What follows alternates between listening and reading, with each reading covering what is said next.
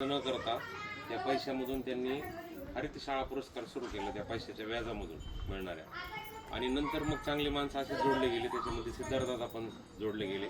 लहू सरांच्या शाळेला त्यांनी पुरस्कार दिला, त्या निमित्तानं सरांची भेट झाली आणि एक 10 वर्षातील ही सगळी मैत्री आहे.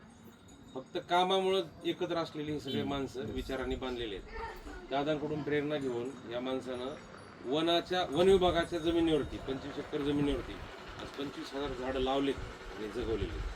आणि जसं दादांचं काम आहे त्याच्यासाठी दिवस रात्र माणूस सकाळी 6 वाजल्यापासून रात्री 10 वाजेपर्यंत जंगलामध्येच असतो.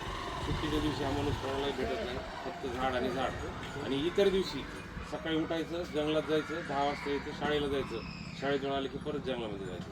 म्हणजे एकदम निसर्गासाठी वाहून घेतलेला हा व्यक्ती इतरांचा परिचय करून देतो, पण स्वतःला खूप कमी समजतो. पण हा खूप मोठा माणूस आहे, परिचय करून देतो.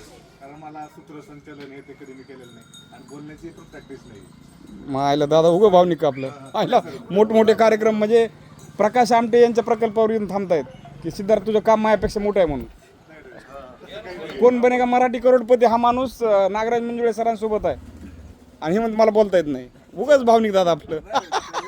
ऐकू नका परंतु आता हे वरटे सर असतील, संदीप दादा असतील, बाकी सगळे बालानंद टीम जी आहे ही टीम फक्त कामामुळे जुटले गेलेली आहे. कुणाच्या असा पर्सनल असं ह्या मित्रांनी ओळख करून दिली अशातली काही गोष्ट नाही. प्रत्येकाचं काम वेगळं आहे आणि त्या कामातून निस्वार्थ मैत्री आहे. आणि त्यातून मला बोरटे सरांचा फोन आला याला की असे पोलीस सर आहेत आणि ते तुम्हाला फोन करतील आणि कुठल्या प्रकारचं आपल्याला काहीतरी मदत करणार. मला काही यांचा परिचय नव्हता, काहीच नव्हता. हा माणूस कोण आहे हेही माहीत नव्हतं. म्हणलं काय हरकत नाही, मी तर म्हणजे मला फोन येतात बघ रेग्युलर कसे पण मदत करणार आहे त्या हिशोबाने माणूस असेल.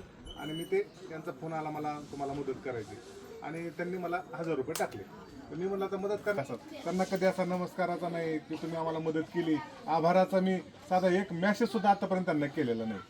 म्हणजे की तुम्ही मदत केली ती तुमची, तुमच्याच पुण्यासाठी, तुमच्याच कर्मासाठी.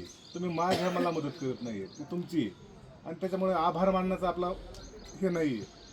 कारण बरेच जणांना असं वाटतं की सिद्धार्थ चुकीचं बोलतो, पण मी तसं काही चुकीचं बोलत नाही. कारण मला हे माहिती आहे तुम्ही मदत कोणाला करताय तर मला करत नाही. तुमच्या निस्वार्थ सेवा आहे ती तुमची आणि तुमचे आभार का मानायचे. कारण ते तुमचं कर्तव्य आहे. तुम्ही मदत करता ते आमच्या सामाजिक संस्थांसाठी कुणीही असो.